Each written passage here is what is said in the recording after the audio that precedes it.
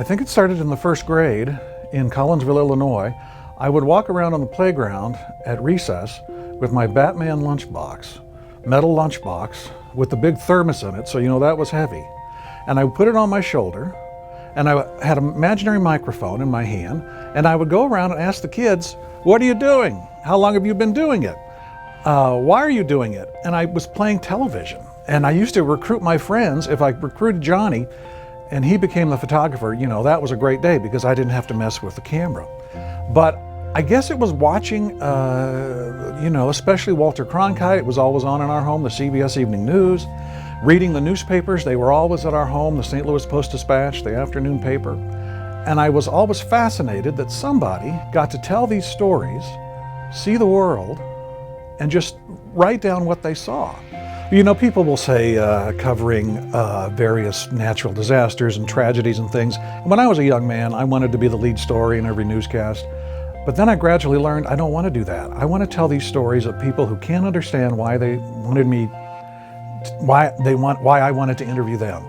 I wanted to tell the stories of the people who thought they had no story to tell, and yet they had wonderful stories to tell. And I was lucky enough at KOTV to be allowed to go all over the world 3 and 4 times a year, all over the country, all over the state, and just find these wonderful people who had these marvelous stories to tell. They'd never be on the front page of any newspaper, but they're just as worthy as any king or president. And then to think that after this career, I'm going into a Hall of Fame with the likes of Paul Harvey and Will Rogers, all of these people, Douglas Edwards, the publishers of both the World and the Oklahoman.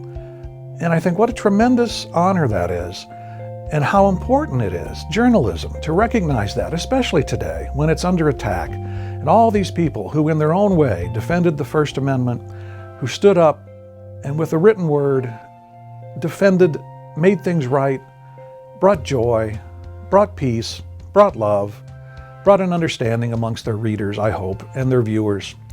And I think what a tremendous honor, what a tremendous group. What a great thing to remember, journalism. We take it for granted. I say the only reason we have a democracy is because of a free press. It's why it's right up there in the First Amendment. It's the thing that separates us from the scoundrels and the scallywags who will certainly take advantage when there's nobody there looking over their shoulder. And that's why the free press is so important. And all of us played a role in some way in upholding that.